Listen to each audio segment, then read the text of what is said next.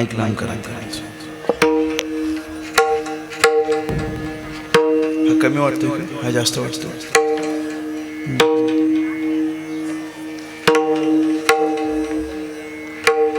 कमी कमी कमी मार दे. हा असं चांगलं वाटतं. राम कृष्ण हरी.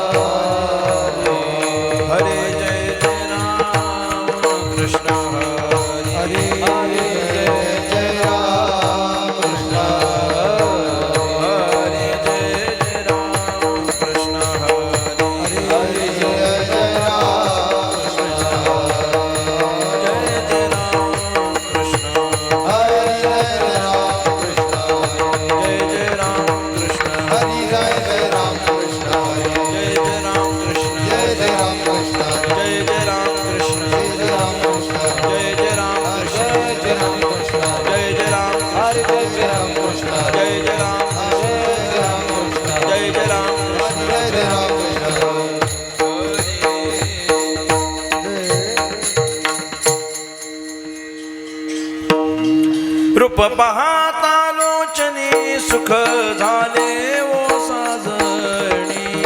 तो हा विठ्ठल बरवा बरवा, तो हा माधव बरवा. रूप पाहता लोचनी सुख झाले ओ साजणी. तो हा विठ्ठल बरवा बरवा, तो हा माधव.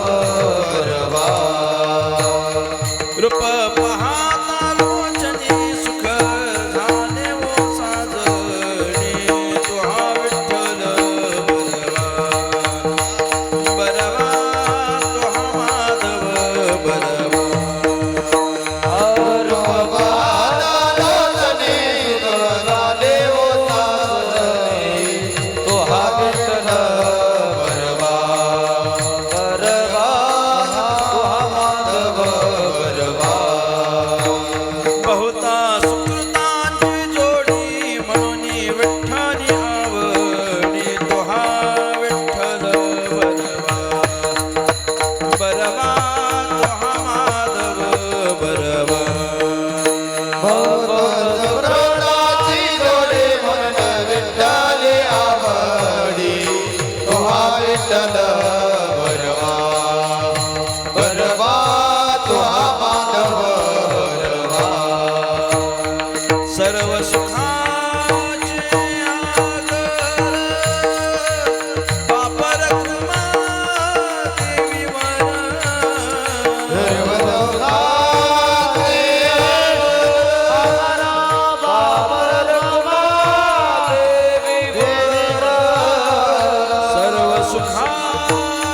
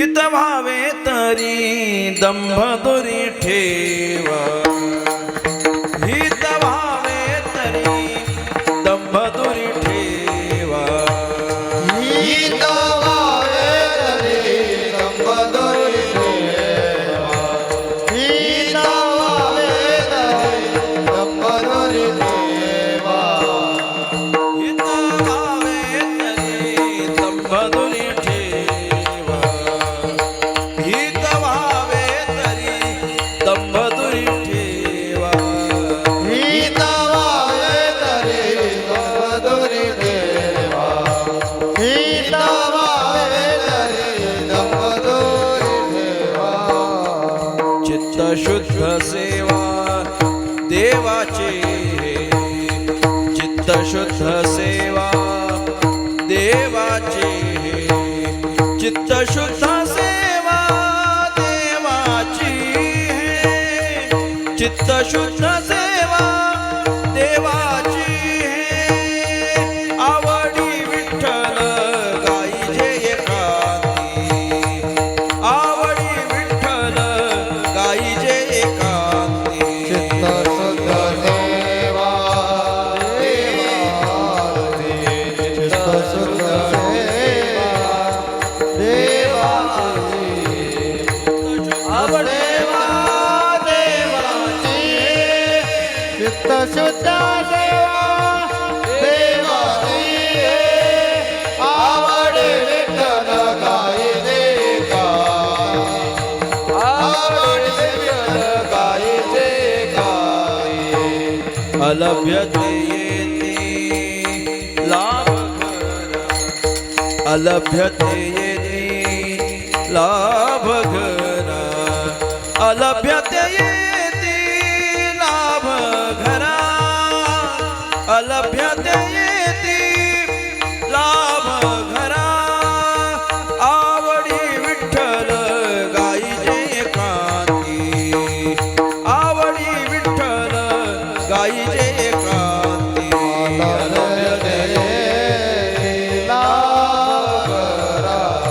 अलभ्यते अलभ्यते लाभ घरा अलभ्यते लाभ घरा आवडे विठ्ठल गाईचे गाई आवडे विठ्ठल गाईचे गाई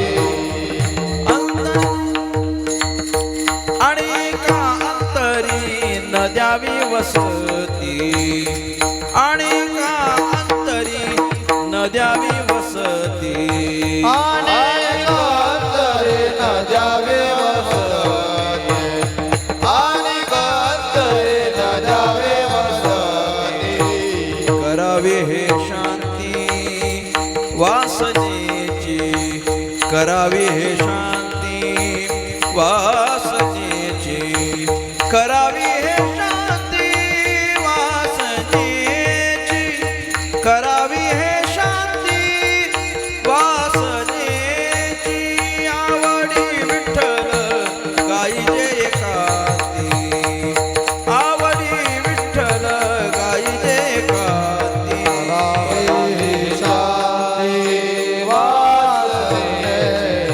करावी शांती वासनेची करावे शांती वासनेची करावे शांती वासनेची आवडे विठ्ठल गाईचे गाई आवडे विठ्ठल गाईचे गाई तुका म्हणे बाण हाची निर्वाणीचा हाची निर्वाणीचा कमळे बारा हाती निर्वाणेचा हाती निर्वाणेचा तुका म्हणे बाण हाची निर्वाणीचा हाची निर्वाणीचा कमळे बारा हाती निर्वाणेचा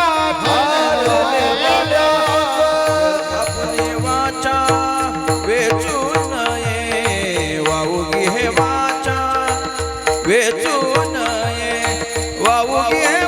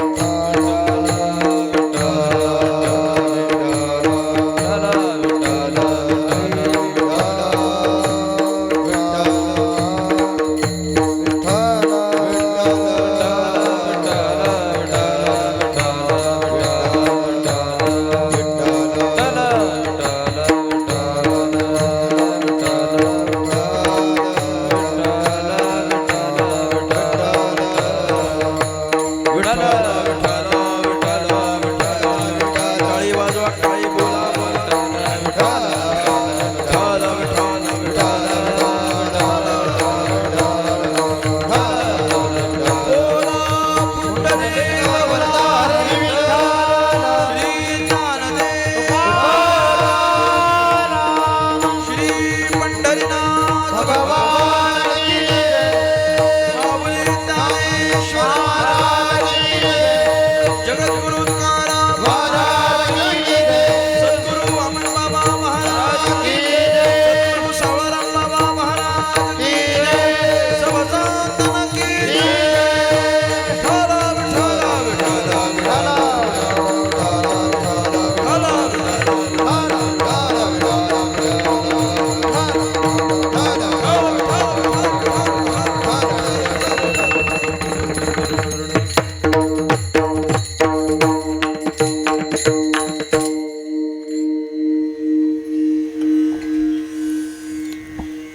हित व्हावे तरी दंभ दुरी ठेवा हित व्हावे तरी दंभ दुरी ठेवा चित्त शुद्ध सेवा देवाची हे आवडी विठ्ठल गाई जे एकांती अलभ्यते येती लाभ घरा आणि का अंतरी न द्यावी वसती आणि का अंतरी न द्यावी वसती करावी हे शांती वासनेची आवडी विठ्ठल गाई जे एकांती अलभ्यते येती लाभ घरा तुका म्हणे बाण हाची निर्वाणीचा तुका म्हणे बाण हाची निर्वाणीचा वावुगी हे वाचा वेचू नये आवडी विठ्ठल गाई जे एकांती अलभ्यते येती लाभ घरा पांडुरंगा करो प्रथम नमन दुसरे चरणा संतांच्या त्यांच्या कृपादाने कथेचा विस्तारू बाबाजी सद्गुरु दास तुका योग ध्यान समायुक्तम निष्प्रपंचम परिग्रहम प्रसन्नं वदनं शांतं मंगलं सुमनोहरं ज्ञान वैराग्य संपन्न अखंड निज बोध रूपं पूर्ण ब्रह्मा श्री सद्गुरे वामनाय नमोस्तुते नसे आप पर ऐसा जगी जो महात्मा विरक्ती श्रेष्ठ भक्ती स्मरे नित्य रामा तिथी माघ पौर्णिमा साधोनी वाट धरिले निजधामा नमस्कार माझा सद्गुरु सावळा रामा मस्तक माझा पायावरी या वारकरे संतांच्या हित व्हावे तरी दंभ दुरी ठेवा चित्त शुद्ध सेवा देवाची हे आवडी विठ्ठल गाई जे एकांती अलभ्यते येती लाभ घरा विठ्ठल विठ्ठल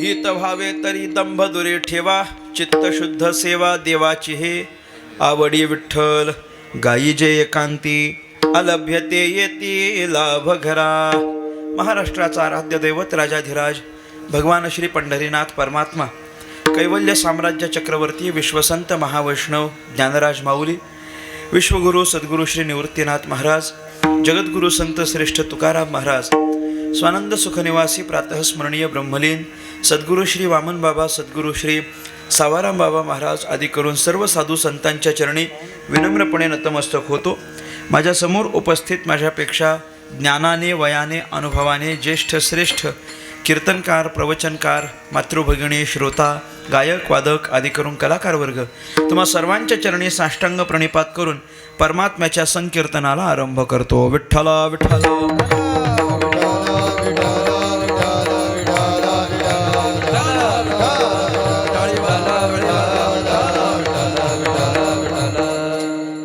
अभंगावरील चिंतनाला आरंभ करण्यापूर्वी अल्पसा परिहार देणं अतिशय महत्त्वाचं आहे. आपल्या ह्या पन्हाळे गावामध्ये वास्तव्याला असलेल्या आवारे कुटुंबियांच्यापैकी कुटुंबातील एक अत्यंत ज्येष्ठ आदरणीय व्यक्तिमत्व वैकुंठवासी आनंदा नथू आवारे यांच्या प्रथम पुण्यस्मरणाचा औचित्य साधून हा त्यांचा एकदिवसीय पुण्यस्मरणाचा कार्यक्रम संपूर्ण आवारे परिवाराने या ठिकाणी आयोजित केला आहे. तदनिमित्तानं सकाळ सत्रातली ही कीर्तनाची सेवा माझ्यासारख्या एका सर्वसामान्य साधकाकडे सुपूर्त केली. त्या निमित्तानं या ठिकाणी उपस्थित आहे. विठ्ठला विठ्ठला.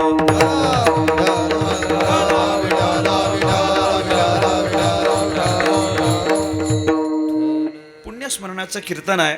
या पुण्यस्मरणाच्या दिवशी काहीतरी पुण्यार्जन झालं पाहिजे, पुण्य कमावता आलं पाहिजे.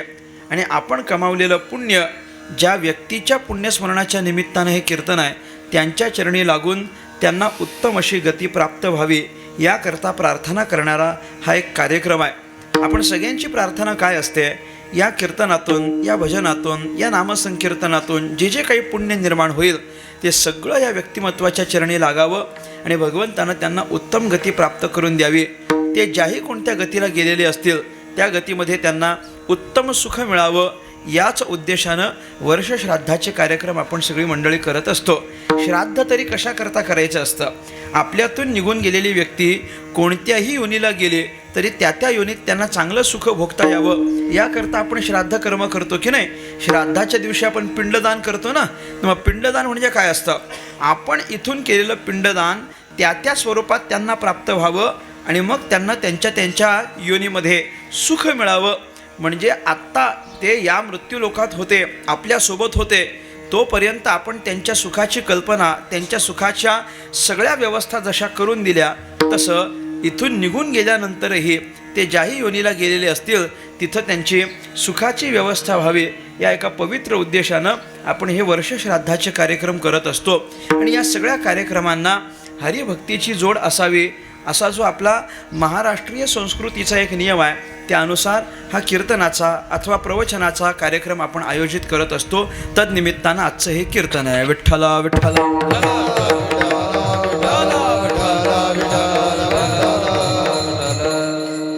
माझी विनंती राहील त्या सगळ्या श्रोत्यांना, सगळे जे मागे बसलेले आहेत की नाही त्यांनी सगळे इथं समोर यायचे. उठून या, उठून या, लवकर लवकर पटकन. हां, अगदी सुंदर. ही मधली जागा आपण कोणाकरता मोकळी ठेवली मला कळलं नाही. कीर्तनात काय रिझर्वेशन वगैरे असतं का इकडं?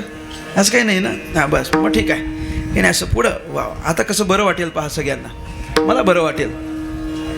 आणि काय आहे, आपली पद्धत पुढून सुरू करण्याची आहे, मागून नाही बरं का. त्यामुळे आपण पुढून सुरू केली पाहिजे. आता बरं वाटेल. छान. विठ्ठला विठ्ठला विठ्ठला. टाळी वाजवा, टाळी वाजवा.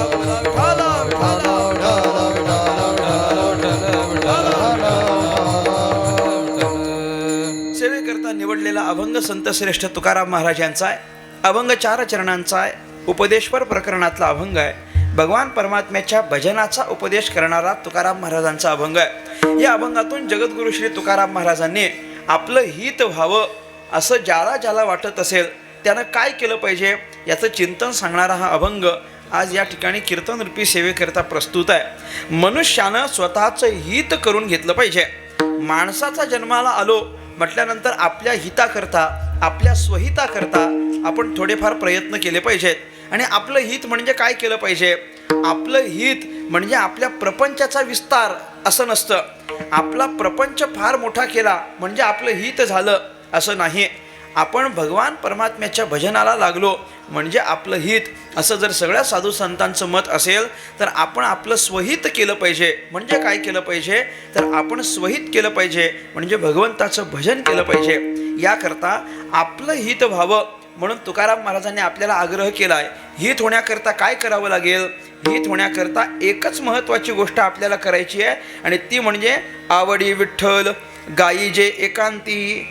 आवडी विठ्ठल गायी जे एकांती हे आपल्या हिताचं असलेलं सगळ्यात महत्त्वाचं साधन आहे.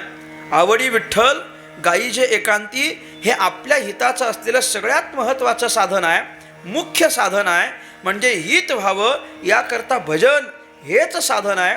पण ते भजन चांगलं व्हावं याकरता त्याला अधिक जोड साधनं काय आहेत?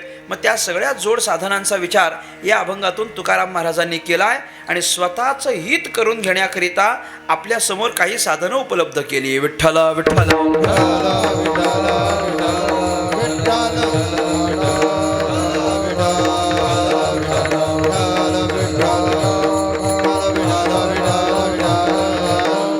कारण मनुष्यानं आपलं हित करून घ्यावं याकरता अनेक वेळा तुकाराम महाराजांनी, ज्ञानेश्वर महाराजांनी आपल्याकरता आग्रह केलेला आहे. काय केलं पाहिजे?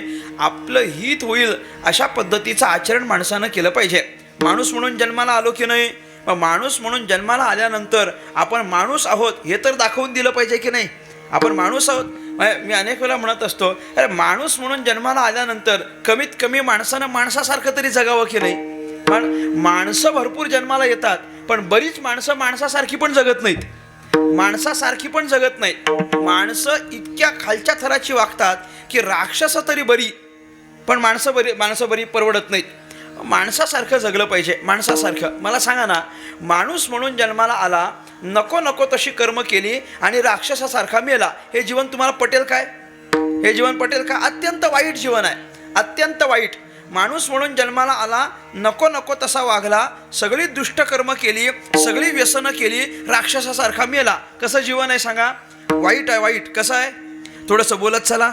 वाईट आहे हे जीवन. कसं आहे? वाईट आहे. पण माणूस म्हणून जन्माला आला, माणसासारखा वागला आणि माणसासारखा मेला, हे कसं आहे सांगा? हे बरं आहे. हे कसं आहे? बरं आहे, बरं आहे. पण माणूस म्हणून जन्माला आला, ऐका, माणूस म्हणून जन्माला आला, साधू महात्म्यासारखा वागला आणि देव माणूस बनून मेला, हे कसं आहे? बोला माझ्याकडे, बघा इकडे पहा, मी काहीतरी महत्त्वाचं सांगतोय. हे कसं आहे? उत्तम आहे, उत्तम. माणूस म्हणून जन्माला आला, राक्षसासारखा मेला, वाईट आहे. माणूस म्हणून जन्माला आला, माणसासारखा वागला, चांगलं आहे, बरं आहे. आणि माणूस म्हणून जन्माला आला आणि देव माणूस बनून मेला, हे कसं आहे? उत्तम आहे. आपल्याला कुठलं पटेल? उत्तम. आपल्याला उत्तम पटेल. पण उत्तम जरी नाही जगता आलं तरी कमीत कमी बरं बरं, ते मधलं आपलं बरं बरं म्हणजे माणसासारखं जगता आलं तरी पुष्कळ झालं. कारण बरीचशी माणसं माणसासारखी सुद्धा जगत नाहीत. अशी जर शोकांतिका असेल तर आपण सगळ्यांनी आपलं हित करून घ्यावं याकरता संतांनी आपल्याला आग्रह केलेला आहे. तुका म्हणे जेणे, तुका म्हणे जेणे आपुले स्वहित, तुका म्हणे जेणे, तुका म्हणे जेणे आपुले स्वहित.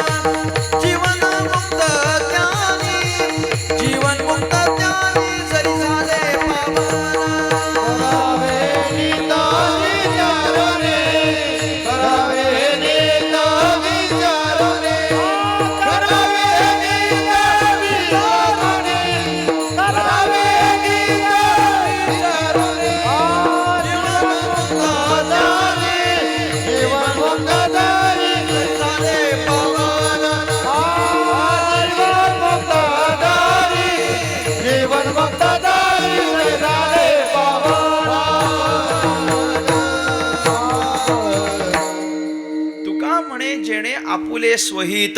तुकाराम महाराज म्हटले, तुका म्हणे जेणे आपुले स्वहित, करावी हे नीत विचारुनी. नीत म्हणजे नीती. आपण विचारपूर्वक नीतीचं आचरण केलं पाहिजे, नैतिक जीवन जगलो पाहिजे. कशा करता? तुका म्हणे जेणे आपुले स्वहित, ज्याच्यानं आपलं स्वहित होणार आहे, ज्याच्यानं आपलं चांगलं होणार आहे, असं हित होणारी साधनं, हित करणारी नीती, नैतिक जीवन मनुष्यानं जगावं, असा सगळ्या संतांचा आपल्याकडून आग्रह आहे. माणूस म्हणून जन्माला आलो असू तर आपण स्वतःचं हित करून घेतलं पाहिजे. आणि आपलं हित करून घ्यायचं असेल तर काय केलं पाहिजे? त्यामुळे हित करून घ्यायचं असेल तर भगवंताचं भजन करणं हे अनिवार्य आहे. हित ते करावे देवाचे चिंतन, हित ते करावे देवाचे चिंतन, हित ते करावे देवाचे चिंतन, हित ते करावे देवाचे चिंतन, करोन्या मना शुद्ध भावे, करोन्या मना एकविध, करोन्या मना एकविध, करोन्या मना एकविध. हित ते करावे देवाचे चिंतन, करोन्या मना एकविध, करोन्या मना एकविध. हित ते करावे देवाचे चिंतन, करोन्या मना एकविध, करोन्या मना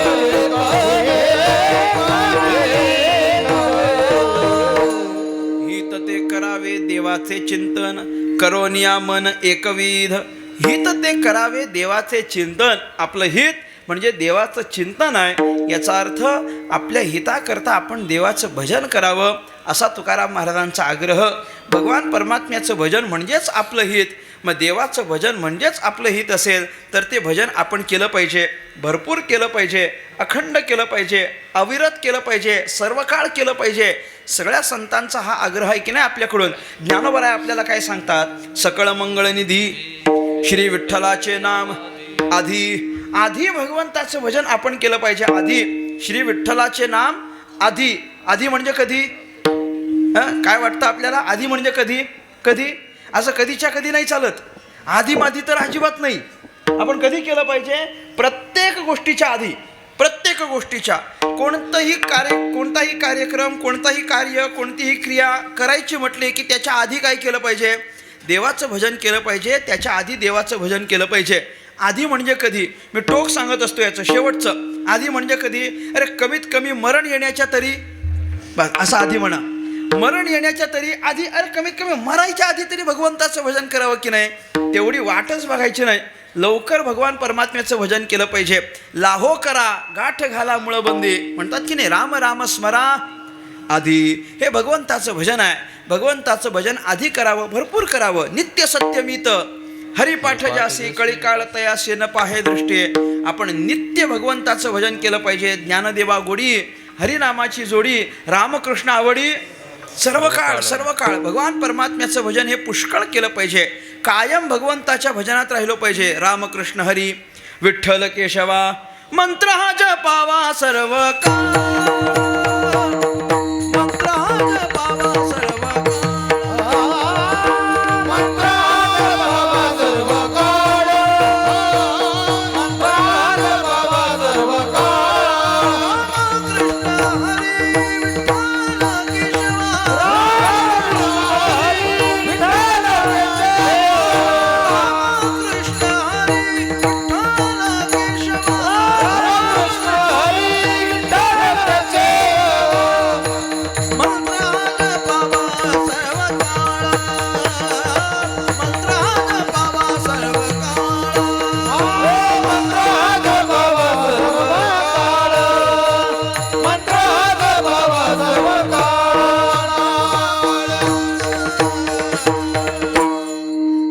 कृष्ण हरी विठ्ठल केशवा, केशवा मंत्र हा जपावा सर्व काळ भगवान परमात्म्याचं भजन आपण केलं पाहिजे. अर्थात देवाच्या भजनाकडे साधू संतांचं विशेष लक्ष आहे. विशेष आपल्याला आग्रह नेहमी नाही केलं तर ते संत खंत व्यक्त करतात. आपण भजन नाही आपल्याला काहीच वाटत नाही त्याचं. आपण भजन न केल्याचं आपल्याला काही वाटत नाही. आपल्याला कधी दुःख झालं का आपल्याला? असं कधी लईच कसंच व्हायला लागलं का? नाही आज कीर्तनालाच गेलो नाही तर फारच वाईट वाटायला लागलं. झालं का कधी असं आपलं? कधी झालं का? गावात सप्ताह चालू आहे पण 2 दिवस झालं कीर्तनाला गेलोच नाही आणि म्हणून घरी रडत बसलेला माणूस बघितला कधी आपण? कधी बघितलं का आपण? असं नाही होत. आपल्याला कधीच काही दुःख होत नाही. देवाचं भजन आपल्याकडून झालं काय नाही झालं काय आपल्याला कधी त्याचं काही वाईट वाटत नाही. पण आपल्याकडून जर भजन झालं नाही तर संत मंडळी मात्र खंत व्यक्त करतात की बाबा यांच्याकडून का बरं भजन होत नसेल. हरिबुद्धी जपे तो नर दुर्लभ. ज्ञानेश्वर महाराज म्हणतात अहो ही मोठी खंत आहे ना. सायासे करीसी प्रपंच दिननिशी आणि हरिसी न भजसी कोण्या गुणे. ही खंतच आहे ज्ञानेश्वर महाराजांची. देवाचं भजन का बरं करत नाही? बाकी सगळं तर नेटा न करता अट्टाहासा न करता सायासे करीसी प्रपंच दिननिशी. दिननिशी म्हणजे रात्रंदिवस. प्रपंच कसा चालू आहे आपला? सायासे आणि दिननिशी या दोन्ही गोष्टी. सायासे करीसी प्रपंच दिननिशी. मग ते लावायचं कसं? प्रपंच कैसा करीसी? प्रपंच सायासे करीसी आणि प्रपंच दिननिशी करीसी. सायासानं चालू आहे रात्रंदिवस चालू आहे. पण मग ज्ञानोबा म्हणतात हरिसी न भजसी कोण्या गुणे. अरे देवाचं भजन का बरं करत नाही? एवढ्या प्रयत्नानं तुम्ही प्रपंच मात्र करता पण देवाचं भजन नाही केलं तर संत खंत व्यक्त करतात. अर्थात आपलं भजन न करणं हे त्यांच्या खंतीचं कारण आहे. त्यांना मग मात्र चिंता वाटते. त्यांना शंका येते की बाबा आता यांच्या उद्धाराचं काय साधन असेल. कारण जे उद्धाराचं साधन आहे ते आम्ही करत नाही. आपण भरपूर भजन केलं पाहिजे असा आग्रह करणारे जे संत आहेत. तुकाराम महाराजही या ठिकाणी म्हटले हित होण्याकरता आपण देवाचं भजन करावं. पण हित होण्याकरता देवाचं भजन करण्यासाठी आपलं अंतःकरणाची चित्ताची शुद्धी असणं अतिशय आवश्यक आहे. आणि ते चित्तशुद्धीपूर्वक जर आपल्याला देवाचं भजन करायचं असेल तर चित्तातील असलेले सगळे विकार काढून टाकणं अत्यंत गरजेचं आहे. म्हणून तुकाराम महाराज आज काय म्हटले? आरंभ करत असताना म्हटले की देवाचं भजन करायचं असेल चित्तशुद्धपूर्वक करायचं असेल तर अंतःकरणातल्या विकाराला बाजूला करावं लागेल. आणि त्याचं एक द्योतक म्हणून अगदी उपलक्षण म्हणून सांगायचं झालं तर अंतःकरणातून आधी काय बाजूला करावं लागेल म्हणजे भजन चांगलं होईल त्याचा विचार सांगितला अभंगाचं पहिलं. हितवावे तारी दंबदोरी देवा. हितवावे तारी दंबदोरी देवा. हितवावे तारी दंबदोरी देवा. हितवावे तारी दंबदोरी देवा. हितवावे तारी दंबदोरी देवा. हितवावे तारी दंबदोरी देवा. हितवावे तारी दंबदोरी देवा. हितवावे तारी दंबदोरी देवा. चित्तशुद्ध देवा देवासी.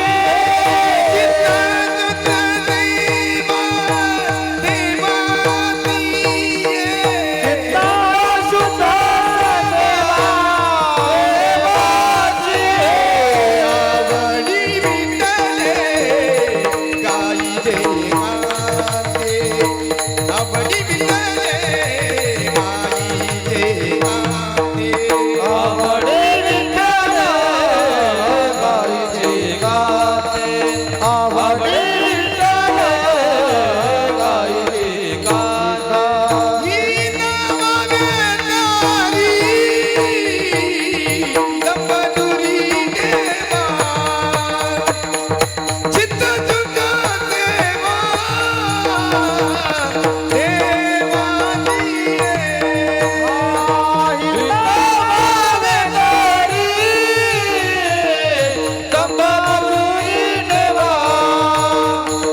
चित्तशुद्ध देवा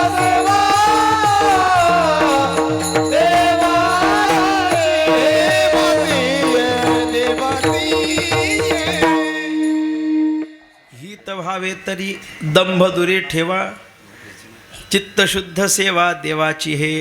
तुकाराम महाराज म्हटले काय करावं लागेल? आपलं हित होण्याकरता सगळ्यात पहिली गोष्ट अशी करावी लागेल की आपल्याला दंभ दुरी ठेवा, म्हणजे दंभ सोडून द्या, दंभ टाकून द्यावा लागेल. अंतःकरणामध्ये निर्माण झालेला दंभ बाजूला करावा लागेल. दंभ शब्दाचा अर्थ काय आहे? दंभ म्हणजे काय आहे? दंभ, दांभिकपणा आपण ज्याला म्हणतो की नाही, तो दंभ शब्दाचा अर्थ काय होतो? जे जसं नाही ते तसं दाखवणं याला म्हणतात दंभ. जे जसं नाही ते तसं दाखवणं याला म्हणतात दंभ. किंवा आपल्या भाषेत सरळ सांगायचं झालं तर दंभ म्हणजे काय? काय नाही, दंभ म्हणजे सोंग. दंभ म्हणजे काय आहे? सोंग. फार तर तुम्ही ढोंग म्हणा त्याला. सोंग काय ढोंग काय सारखंच असतंय. देवाच्या भजनाच्या ठिकाणी भजन चांगलं करायचं आहे ना, तुम्हाला दंभ नाही करायचं म्हटले. भजनाचा दंभ चालत नाही, भजनाच्या ठिकाणी सोंग चालत नाही, ढोंगीपणा चालत नाही. भजन म्हटलं की ते पवित्र अंतःकरणानं शुद्ध चित्तानं केलेलं असलं पाहिजे. तिथं हे ढोंगीपणा चालत नाही. आपण किती भजन करतो आहोत याचा ढोंग करून उपयोग काय मला सांगावं?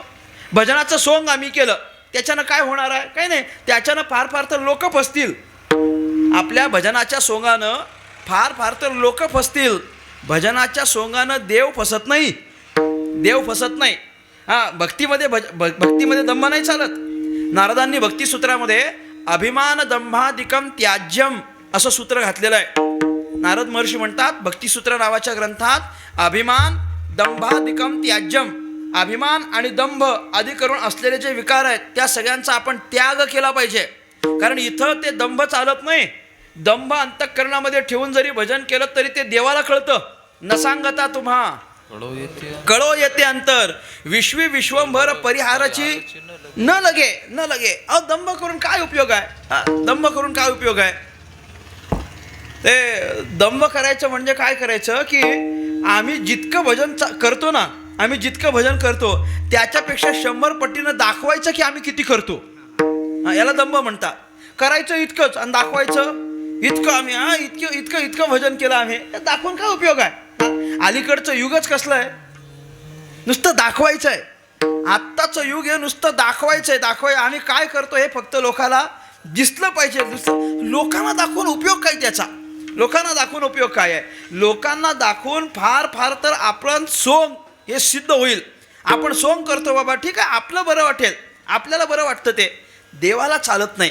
तुकाराम महाराज म्हणतात देवाच्या ठिकाणी सोंग का चालत नाही? कारण आपल्या अंतःकरणाचं शुद्ध आणि अशुद्ध हे दोनही भाव जाणणारा देव आहे. त्याच्या ठिकाणी हे चालत नाही. आपल्या अंतःकरणाचं परीक्षण करायला बसलेला देव आहे. अंतरीची घेतो गोडी पाहे जोडी भावाची. त्याला फक्त अंतःकरणाची शुद्धता पाहिजे असते. आणि अंतःकरण जर शुद्ध असेल तर त्या शुद्ध अंतःकरणाचा तो स्वीकार करतो. जर सोंग असेल तर ते मात्र त्याला चालत नाही. विठ्ठला विठ्ठला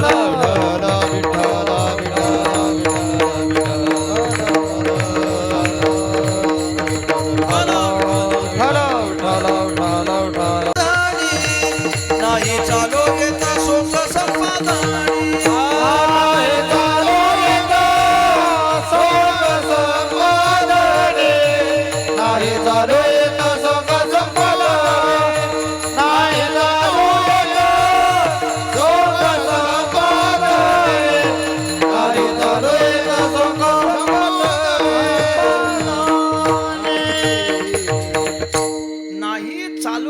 सोंग संपादनी निवडे अवसानी शुद्धाशुद्ध.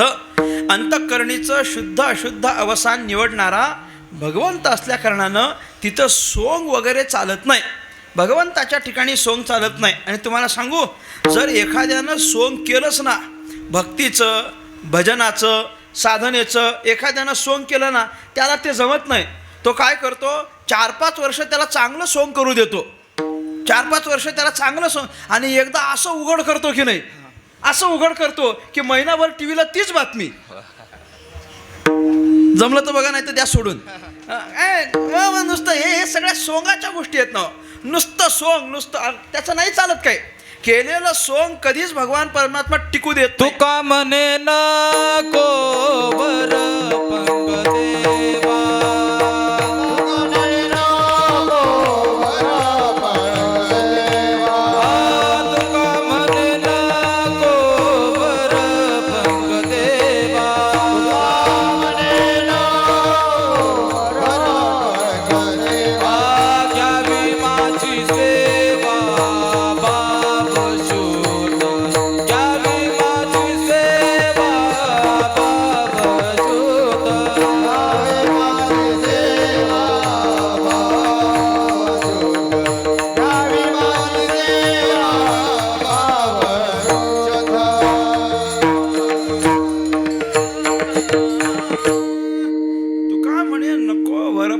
सेवा. वरच्यावर काय करायची आहे? घ्यावी माझी सेवा भावशुद्ध.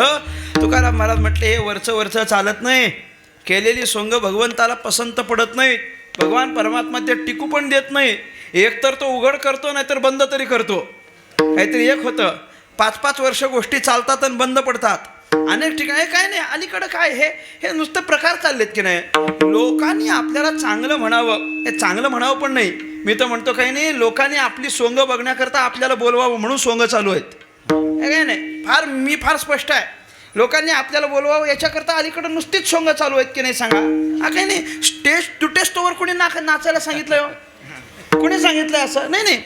वारकरी संप्रदायामध्ये कीर्तनामध्ये नृत्याचा एक अंग आहे. नृत्य असलं पाहिजे. त्या नृत्याचा एक अंग आहे आणि ते अतिशय सात्विक आहे. सात्विक नृत्य असलं पाहिजे. पावल्या काही खेळत नाहीत का वारकरी, पण त्या पावल्या असल्या पाहिजेत. उगा ते इकडं तिकडं नाचायला कोणी सांगितलं मला सांगा? गादी सोडून कोणी जायला सांगितलं? कोणी सोडून जायला सांगितलं? इकडं जायचं तिकडं जायचं, उगा हेलपाटे मारायचे, कोणी सांगितलं? नाही, पण काय आहे, काही नाही. हे बरं, आपल्याला पण अशी सवय लागली की ते उड्या मारताना बघितल्या आपल्याला फार बरं वाटतं.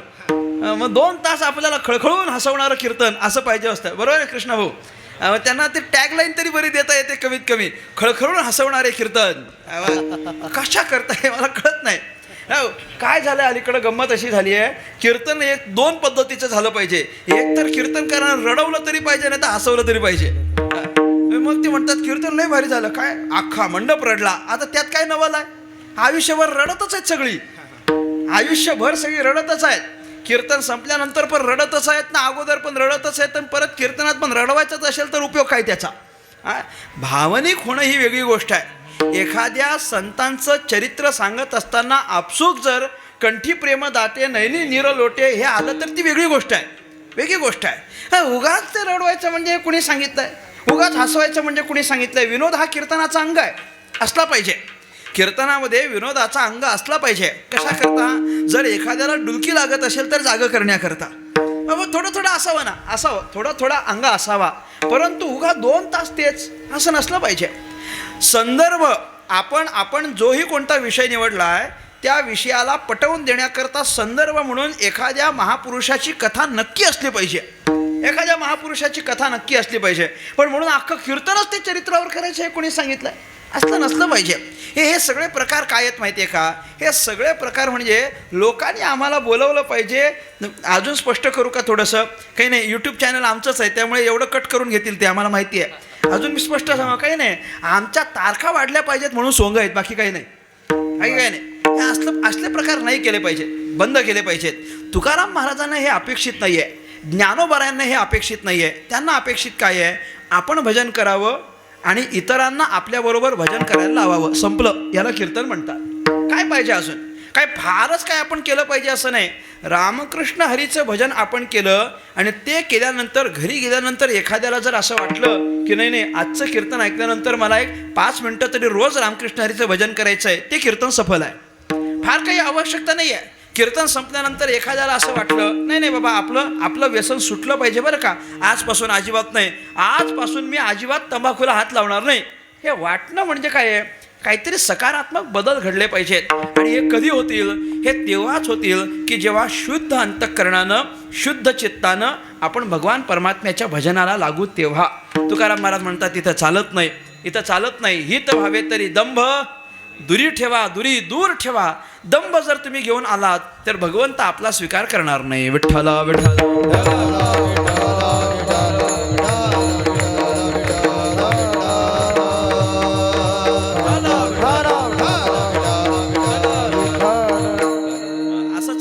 दंभे करू भक्ती सोंग दाऊ जना. तुकाराम महाराज म्हणतात हे असं नाही चालत ना, असं नाही चालत. मग इथं कसं पाहिजे? इथं सोंग जर चालत नाही, इथं दंभ जर चालत नाही, इथं व्हावे तरी दंभ दुरी ठेवा असं म्हणत असाल तर मग पाहिजे काय? तुकाराम महाराजांनी जे पाहिजे त्याचा उल्लेख केला. चित्त शुद्ध सेवा देवाची. हे काय केलं पाहिजे? दंभ बाजूला करायचा आणि शुद्ध चित्तानं भगवान परमात्म्याची सेवा करायची. सेवा म्हणजे काय? सेवा म्हणजे भजन. भजन शब्द जर आपण पाहिला तर भजन शब्दामध्येच भज हे जे सुरुवातीचे 2 अक्षर आहेत की नाही, त्याला व्याकरणाच्या दृष्टीनं धातू म्हटलं. आणि हा भजन नावाचा धातू आपल्याला सेवा या अर्थानं वापरलेला आहे. देवाचं भजन म्हणजे देवाची सेवा. मग आपण काय करायचं? शुद्ध चित्तानं भगवान परमात्म्याची सेवा करायची. देव पाहिजे काय? देव पाहिजे. मग देव पाहिजे असेल तर शुद्ध चित्तानं भगवान भावे परमात्म्याची सेवा गावे गीत शुद्ध करुणियाची तुझे भावाये देव तरी हा सुलभ पावा. भावे गावे गीत शुद्ध करुणियाची तुझा भावाये देव तरी हा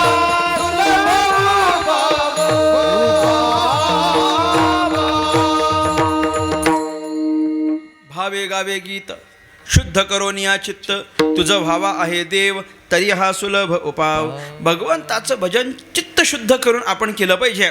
आपल्या चित्ताची शुद्धी करावी. तुझं भावा आहे देव, देव पाहिजे. मग हे असं करावं लागेल. म्हणजे शुद्ध अंतःकरणानं भजन करतो येतो ना. तुका म्हणे चित्त करा रे निर्मळ येवोनी गोपाळ आहे तेथे. आधी चित्ताची निर्मळता आवश्यक आहे. भगवंतानं आपल्या अंतःकरणाकडे लक्ष द्यावं, आपल्या अंतःकरणात येऊन राहावं असं वाटत असेल, काही अवघड नाही. चित्त शुद्ध करायचं, निर्मळ करायचं, भगवंत यायला तयार आहे. फक्त एवढंच आहे की तो येण्याच्या आधी तुमच्या अंतःकरणाचं परीक्षण करतो. येण्याच्या आधी आपल्या चित्तात, आपल्या अंतःकरणात येऊन वास करण्याच्या आधी तो परीक्षण करतो की हे चित्त शुद्ध आहे की नाही. शुद्ध असेल तर येतो, अन्यथा तो येत नाही. बरं, हे देवाचं कशाला हो? देवाचं आपलं काय वेगळं आहे मला सांगा. आपलं काय वेगळं आहे? आपण पण ह्याच पद्धतीनं, ह्याच स्वभावानं जगतो की नाही? एखाद्या ठिकाणी लग्नाला म्हणून गेलो आणि लग्नाला गेलो तर तिथं भरपूर अशा खुर्च्या मांडल्या होत्या बसायला. लग्नामध्ये भरपूर खुर्च्या मांडल्या बसायला. आपण तिथं गेलो आणि बघितलं भरपूर खुर्च्या मोकळ्या आहेत म्हणून खुर्चीत बसायला गेलो. तर खुर्चीत बसताना थेट खुर्चीत बसता की आधी खुर्चीला असं बोट लावून बघता? कसं करता मला सांगावं आपण? आपण आधी काय करतो? आधी असं बोट लावून बघतो. काय बघितलं आपण? स्वच्छ आहे की नाही, स्वच्छ असं बोट लावून बघतो आणि बघतो की बाबा खुर्ची स्वच्छ आहे की नाही. आणि ती खुर्ची जर स्वच्छ असेल तर आपण बसतो आणि स्वच्छ नसेल तर आपण बसत नाही. आपण याला हाक मारू, त्याला हाक मारू, फडकान, अमकं कर, तमकं कर, स्वच्छ कर आणि मग ती साफ झाली की नंतर आपण बसतो. मग आपल्यासारखा सामान्य माणूस खुर्चीत बसताना जर ती खुर्ची साफ आहे की नाही हे जर तपासत असेल तर अंतःकरणात देवाला राहायचं आहे. तो थोडं तर तपासील का नाही? तो थोडं तर तपासणी करील की नाही? मग तो तुमच्या अंतःकरणाची तपासणी करतो आणि तपासणी करून बघतो की बाबा हे शुद्ध आहे की नाही. शुद्ध असेल तर तो येऊन राहतो, शुद्ध नसेल तर मग तो आपल्याकडं ढुंकून बघायला तयार नाही. म्हणून तुकाराम महाराजांनी स्पष्ट केलं. काय करावं लागेल? हित व्हावं असं वाटत असेल तर दंभ आदी करून सगळे विकार बाजूला करावे लागतील, चित्त शुद्ध करावं लागेल आणि मग देवाचं भजन करावं लागेल. याच्याकरता आपण हे विकार सगळे बाजूला करा, याच्यानं आपलं हित होईल. बरं, हित होण्याकरता हे अजून काय केलं पाहिजे? हित होण्याकरता अजून असं केलं पाहिजे की आपण ज्या प्रपंचाचा विस्तार केला आहे त्या प्रपंचाच्या विस्तारार्थ आपण ज्या ज्या काही वासना आपल्या अंतःकरणामध्ये धरल्या असतील, अंतःकरणातून त्या सगळ्या वासनांना बाजूला करावं लागेल आणि वासनेची शांती झाली की त्याच्यानंतर भजन चांगलं करता येतं. म्हणून अंतःकरणामध्ये इतर कुणालाही स्थान न देता अंतःकरणातल्या वासना शांत कराव्या असं तुकाराम महाराज म्हटले. अभंगाचं 3रं चरण. अनेका अंतरी निदावे बसते, अनेका अंतरी निदावे बसते, अनेका अंतरी निदावे बसते, अनेका अंतरी निदावे बसते, अनेका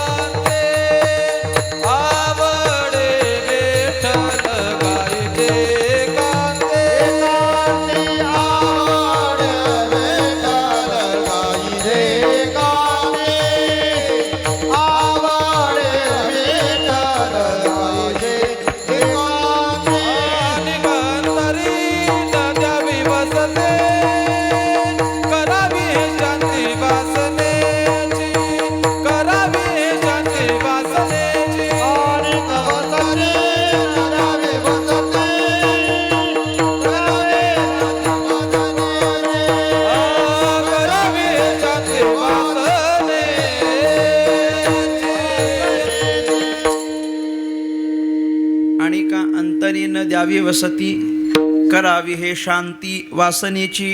तुकाराम महाराज म्हटले देवाचं भजन चांगलं व्हावं याकरता अजून काय केलं पाहिजे?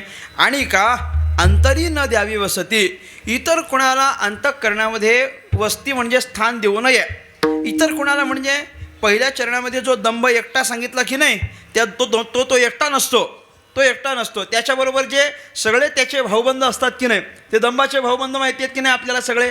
काम, क्रोध, लोभ, मोह, मद, मत्सर, अहंकार, अभिमान, हे जे सगळे आहेत की नाही, ही यांची सगळ्यांची एक मोठी, आमच्या परिसरात एक आदरणीय कीर्तनकार आहेत, ते म्हणतात की ही या सगळ्यांची एक मोठी टोळी आहे म्हणतात. यांची सगळ्यांची काय एक टोळी आहे. आणि ही टोळी गेली ज्याच्या ठिकाणी की त्याचा सत्यानाशच करतात म्हटले काय नाही. ही टोळी काय चांगल्याची असते, त्या काय चांगल्याचा जो असतो ना, चांगल्याचा त्याला समूह म्हणतात. चांगल्याचा असतो तो समूह आणि वाईटाची असते ती बस असं म्हणत चला. टोळी आहे, टोळी. ही सगळी यांची टोळी आहे. आणि ही टोळी आपल्या अंतःकरणात येता कामा नये, हे अंतःकरणात नको.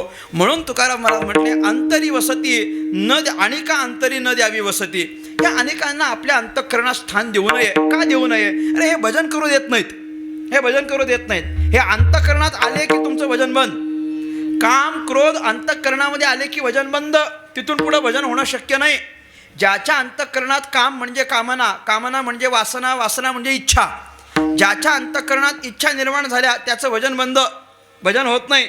भजन होण्याकरता अंतःकरणातल्या इच्छा थोड्या असाव्या लागतात, कमी.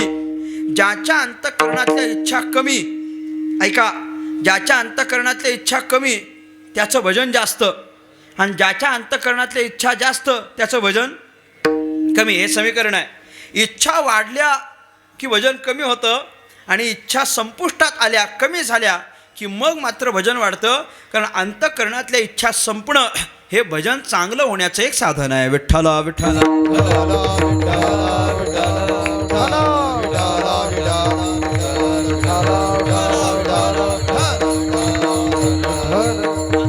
अंतःकरणातल्या इच्छा संपणं हे भजन चांगलं होण्याचं साधन आहे. तुकोबाराय म्हटले कामनेच्या त्यागे भजनाचा लाभ, कामनेच्या त्यागे भजनाचा लाभ, कामनेच्या त्यागे भजनाचा लाभ, कामनेच्या त्यागे भजनाचा लाभ, कामनेच्या त्यागे भजनाचा लाभ, कामनेच्या त्यागे भजनाचा लाभ, कामनेच्या त्यागे भजनाचा लाभ, कामनेच्या त्यागे भजनाचा लाभ. झाला पद्मनाभ सेवारुणी,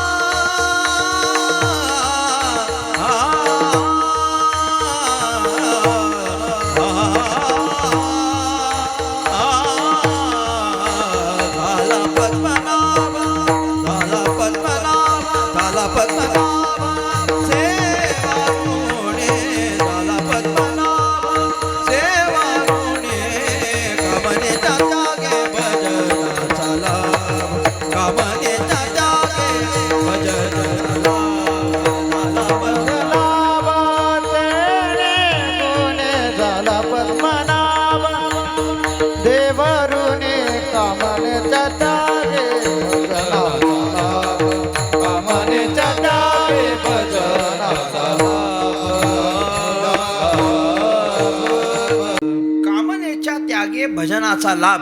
कामना संपल्या, भजनाचा लाभ. चांगलं भजन. आणि ज्याच्या अंतःकरणात कामना आहेत त्याचं भजन होत नाही. कामना म्हणजे मला अमकं पाहिजे, तमकं पाहिजे, असं पाहिजे, तसं पाहिजे, हे पाहिजे पाहिजे पाहिजे पाहिजे, हे पाहिजे सुरू झालं की भजन होत नाही. पाहिजे पाहिजे सुरू झालं की भजन होत नाही. ज्याला सगळंच पाहिजे ना त्याचं भजनाकडे अजिबात लक्ष नसतं. ज्याला सगळंच पाहिजे, सगळं पाहिजे म्हणजे ज्याला राजगिऱ्याचा लाडू पाहिजे, ज्याला चिक्की पाहिजे, तुम्हाला कळत आहे ना? ते दिंडीला गेल्यावर नाही का, वारीला गेल्यानंतर ते सासवडचा घाट चढायला सुरुवात करायचं, भजन करायचं टाकून मग हे लाडवाकडे धावतात, चिकीकडे धावतात. मग कसलं भजन होतं? भजन नाही होत. ज्याच्या अंतःकरणातल्या इच्छा वाढल्या त्याचं भजन कमी, तुकोबाराय म्हटले. आणि ज्याच्या कामना संपल्या, कामनेच्या त्यागे भजनाचा लाभ किती होतो. झाला पद्मनाभ सेवाऋणी. भगवंताला सेवाऋणी करून घेता यावं इतकं भजन आपल्याकडून होईल कधी, कामना संपल्या तर. म्हणून अंतःकरणामध्ये हे जे सगळे काम, क्रोध, लोभ आदी करून सगळे विकार आहेत, हे जोपर्यंत अंतःकरणात आहेत तोपर्यंत भजन होणार नसेल तर तुकाराम महाराज आग्रह करतात, आणि का अंतरी न द्यावी वसती. यांना अंतःकरणात स्थान द्यायचं नाही, हे भजन करू देत नाहीत. या कामक्रोधाच्या संबंधानं त्या अर्जुनानं भगवंताला प्रश्न केला. अर्जुनानं देवाला प्रश्न केला. काय देव काय चांगलं चांगलं प्रवचन देव काहीतरी सांगत होता अर्जुनानं विचारलं, देवा अथ केन प्रयुक्तोयम पापमाचरती पुरुषः अनिच्छन्नपि वार्ष्णेय बलादीव नियोजितः. असं कसं होतं देवा? देवानं विचारलं. काय? यानं सांगितलं. अर्जुन म्हटलं असं कसं होतं, कधी कधी ज्ञानी माणसंसुद्धा अयोग्य मार्गानं जाताना दिसतात, आड मार्गाला जाताना दिसतात, नको ते करताना दिसतात. हे कसं काय होतं? त्यांच्याकडे जर ज्ञान असतं तर मग ते चुकतातच कसे? ज्ञानी आहेत की नाही? ज्ञानी माणसानं चुकायला नको, मग ज्ञानी माणसं का बरं चुकतात? असा प्रश्न अर्जुनानं देवाला केला. आणि देवानं सांगितलं, अरे काय होतं, जरी त्यांच्याकडं ज्ञान असलं तरी कधी कधी हे विकार डोकं वर काढतात, आणि जेव्हा ती ज्ञानी माणसं चुकताना दिसतात तेव्हा त्याला कारण काय असतं? मग देवानं कारण सांगितलं. काम एष, क्रोध एष, रजोगुणा समुद्भवा, महाशनो महापापमा, विद्येनम इह वैरिनम. काय करायचं? अरे हे जे काम क्रोध आहेत ना, यांनी जर डोकं वर काढलं ना तर मग ज्ञानी माणसं पण चुकताना दिसतात. म्हणून काय केलं पाहिजे? विद्येनम इह वैरिनम. जो विद्यावान आहे, ज्याला विद्येची अपेक्षा आहे, ज्याला ज्ञानाची अपेक्षा आहे, त्यानं काय करायचं? या काम, क्रोध, लोभ आदी करून सगळ्या विकारांना स्वतःचं वैरी मानलं पाहिजे. हे सगळे आपले वैरी आहेत. कोण वैरी आहेत? कोण वैरी आहेत? काम, क्रोध सगळे आपले वैरी आहेत असं कुणी मानायचं? ज्याला ज्ञान पाहिजे, विद्या पाहिजे, त्यानं विद्येनम इह वैरिनम. त्या भगवान परमात्म्यानं हा उपाय सांगितला. आणि ज्ञानेश्वर महाराज त्याच्यावर चिंतन करत असताना असं म्हटले, अरे हे काही चांगले नाहीत बाबा.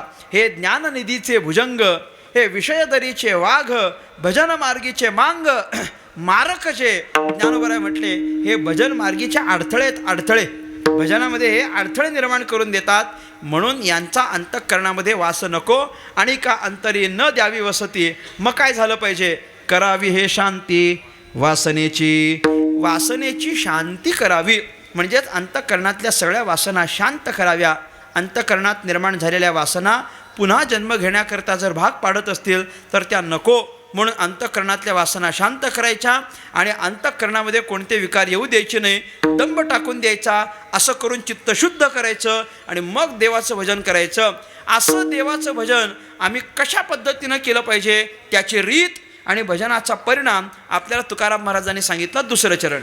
आवडे विठ्ठल गाई जय कांते, आवडे विठ्ठल गाई जय कांते, आवडे विठ्ठल गाईचे कांते, आवडे विठ्ठल गाईचे कांते, आवडी विठ्ठल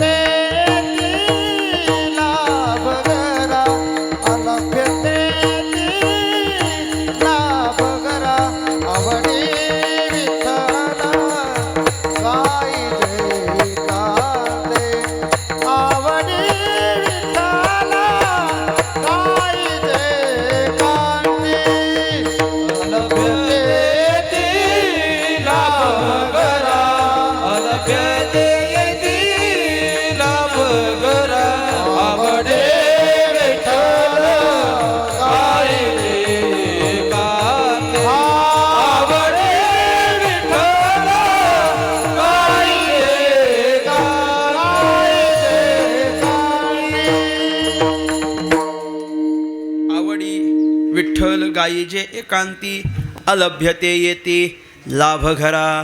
अनेक लाभांची आपल्याला प्राप्ती होणार आहे आणि त्याकरता देवाचं भजन हे आपण निष्ठेनं केलं पाहिजे. देवाचं भजन कसं करावं याकरता तुकाराम महाराजांनी 2-3 प्रकार या दुसऱ्या चरणामध्ये सांगितलेत. त्याचा आपल्याला थोडासा विचार करायचा आहे आणि मग थांबायचा आहे. तुकाराम महाराज म्हटले आवडी विठ्ठल गायीजे एकांती. काय करायचं? विठ्ठल गायीजे, विठ्ठल गायीजे, आवडी गायीजे आणि एकांती गायीजे या 3 गोष्टी आपण केल्या पाहिजेत. पहिली गोष्ट काय करायची? विठ्ठल गायीजे. कसं गायचं? आवडी गायीजे. आणि कुठं गायचं? एकांती गायीजे. कोणाला गायचं? विठ्ठल गायीजे. कसं गायचं? आवडी गायीजे. कुठं गायचं? एकांती गायीजे. कोणाला गायचं? विठ्ठल गायीजे. कसं गायचं? आवडी गायीजे. आणि कुठं गायचं? एकांती गायीचे. कुणाला गायचं? विठ्ठल गायीजे. कसं गायचं? आवडी गायीजे. आणि कुठं गायचं? एकांती गायीचे. कोणाला गायचं? हे सगळ्यांचं होत नाही तर मी पुढंच जात नाही. झालं आता संपलंय. काय कोणाला गायचं? विठ्ठल गायीजे. कसं गायचं? आवडी गायीजे. आणि कुठं गायचं? एकांती गायीजे. तुकाराम महाराज या 3 गोष्टी या दुसऱ्या चरणाच्या पूर्वार्धात सांगतात. आवडी विठ्ठल गायीजे एकांती म्हणजे विठ्ठल गायीजे, आवडी गायीजे आणि एकांती गायीजे. आणि असं केलं तर काय होईल? अलभ्यते येती लाभ घरा. जे लाभ अलभ्य आहेत ते सगळे आपल्या पदरात पडतील. याकरता हे देवाचं भजन केलं पाहिजे. या संबंधाने थोडंसं चिंतन करू. सगळ्यांनी एकदा टाळी वाजून भगवंताचं भजन करा. विठोबा रखुमाई विठोबा रखुमाई, विठोबा रखुमाई. टाळी वाजवा, टाळी वाजवा, बोला बोला. विठोबा रखुमाई.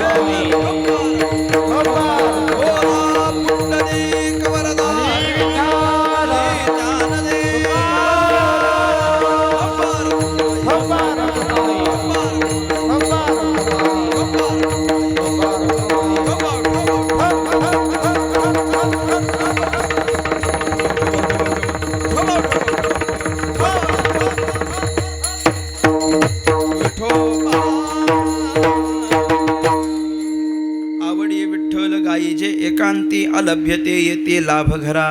जगद्गुरु श्री तुकाराम महाराजांच्या अभंगाचं आपण चिंतन करत आहोत. तुकाराम महाराजांनी या अभंगातून आपलं हित व्हावं याकरता आपल्याला काही उपदेश केला आहे. हित होण्याकरता आपण देवाचं भजन केलं पाहिजे. पण देवाचं भजन चांगलं व्हावं याकरता अंतःकरण शुद्ध करणं गरजेचं आहे.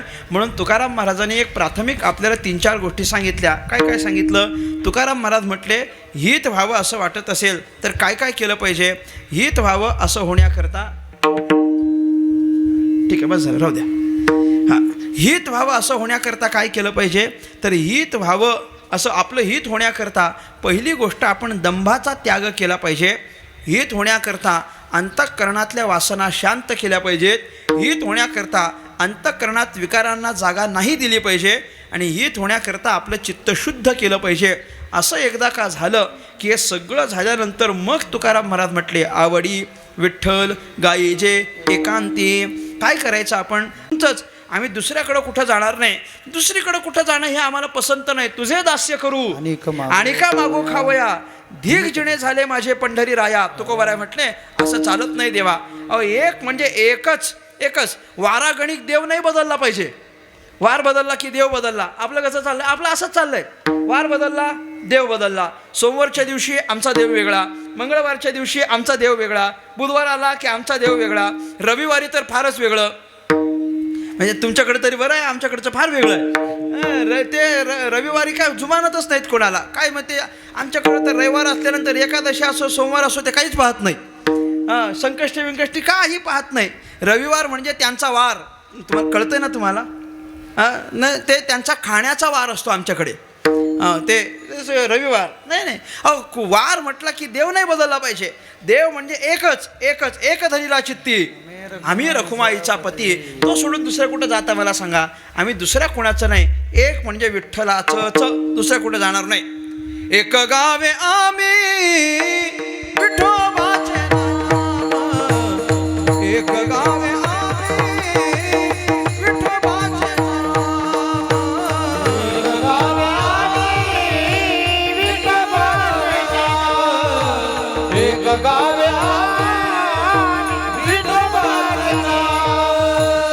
एक गावे आम्ही विठोबाचे नाम, एक गावे आम्ही विठोबाचे नाम, एक गावे आम्ही विठोबाचे नाम, एक गावे आम्ही विठोबाचे नाम.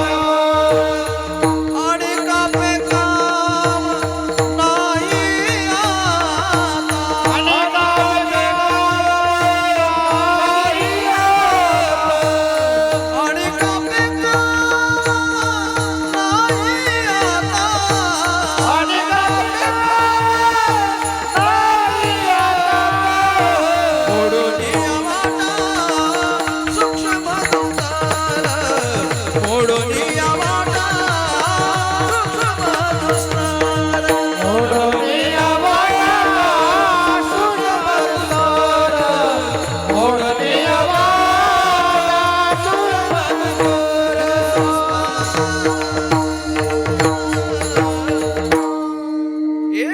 नाही विठोबाचे नाम आणि कापे काम नाही आता. दुसऱ्या कुठंच जाणार नाही. म्हणून एकच काय विठ्ठल गाईजे. विठ्ठल सोडून दुसरं बोलावा, पहावा, करावा, जीवभाव सगळं विठ्ठल. बोलावा विठ्ठल, पहावा विठ्ठल, सगळं म्हणजे आपली सगळी इंद्रिय सुद्धा त्याच विठ्ठलाच्या ठिकाणी लागावीत. म्हणून विठ्ठल गाईजे एक. बरं हे विठ्ठल कैसे गाईजे? आवडी गाईजे. आवडीनं भजन केलं पाहिजे. आवडीनं कर्तव्य म्हणून सोपस्कार म्हणून भजन नाही केलं पाहिजे. आवडीनं केलं पाहिजे. आवडीनं भजन करणारी वेगळी असतात. आवडीनं भजन करणारी वेगळी आणि सवडीनं भजन करणारी वेगळी. सहज आवडीनं करणारी त्यांना काही नाही. जे आवडीनं भजन करतात ना, आवडीनं त्या आवडीनं भजन करणाऱ्याकरता काळ वेळ नाम उच्चारिता नाही. तर काय नाही, त्यांना काहीच नाही. आवडीनं भजन करायचं असेल ना, ते कधी सुरू झालं हे ते बघत नाहीत आणि कधी संपणार आहे हेही ते पाहत नाहीत. ज्याला भजनाची आवड आहे त्याला बरं का, भजनाची आवड नाही ना त्याचं सारखं लक्ष घड्याळाकडं असतंय. का बरं? कधी एकदाचं संपतंय, कधी भजन म्हणतो आपलं काही नाही. तुमचं सगळं व्यवस्थित आहे मला माहिती आहे. तुम्ही कुणी घड्याळाकडं पाहत नाही. पण ज्याला सवडीचं भजन असतं की नाही तो फार सवड काढून आलेला असतो. तो सवड काढून तो म्हणतच असतो नाही फार वेळ काढून आलो बरं का तुमच्या कार्यक्रमाला. मग त्याचं ते वेळ कधीची संपते, कधी एकदाच हे संपतं असं तो पाहत असतो. आवडीनं भजन करणारा पाहत नाही. तुम्ही पहा गावोगावची जी भजनी मंडळी आहेत की नाही, आम्ही अनेक वेळा म्हणत असतो वारकरी संप्रदाय जो अनेक वर्षांच्या पर्यंत टिकला आणि ही वारकरी संप्रदायाची भजनाची परंपरा जी अनेक वर्षांच्या पर्यंत तशीच टिकून आहे की नाही, याला सगळ्यात महत्त्वाचं कारण जर कोणी असेल तर ते म्हणजे गावोगावचे भजनी मंडळ आहेत. जे गावोगावी भजन करणारी आहेत की नाही. मग काही नाही, मग ते माईक असलं नसला काही फरक पडत नाही. लोक असली नसली काही नाही. एकादशीचं भजन होणार म्हणजे होणार. जागराचं भजन होणार म्हणजे होणार. सप्त्यातलं हरिजागर करणार, आम्ही करणार. ते तुम्ही या नाही तर नका येऊ. काकडा आम्ही बरोबर 4ला सुरू करणार म्हणजे करणार. त्यांच्यामुळे आत्तापर्यंत सुरू आहे. त्यांच्यामुळे आमच्यामुळे अजिबात नाही. मी खरं म्हणतो, आमच्यामुळे अजिबात नाही. आम्ही काय फार फार तर 9 ते 11, 7 ते 9, 10 ते 12 एवढंच की नाही. बाकीचा जो सगळा काळ भजन सुरू ठेवला ना, तो अत्यंत निष्ठेने भजन करणारी जी गावोगावची भजनी मंडळं आहेत, त्यांच्यामुळे हा वारकरी संप्रदाय आणि इथली भजनाची परंपरा अनेक वर्षांच्यापर्यंत अशी आज तागायत सुरू राहिलेली आहे. कारण ते आवडीनं भजन करणारे आहेत, आवडीनं भजन करतात, फार प्रेमानं भजन करतात. आणि आवडीनं भजन केल्याचं भजन ते त्यांच्या भजनातून पण दिसून येतं की हे आवडीनं केलेलं भजन आहे. म्हणून कसं केलं पाहिजे? आवडी गाईजे, एक विठ्ठल गाईजे, दुसरं आवडी गाईजे, आणि तिसरं म्हणजे तुकाराम महाराज म्हटले कुठं गायचं? हे एकांती गाईजे. एकांतात, एकांतात देवाचं भजन झालं पाहिजे.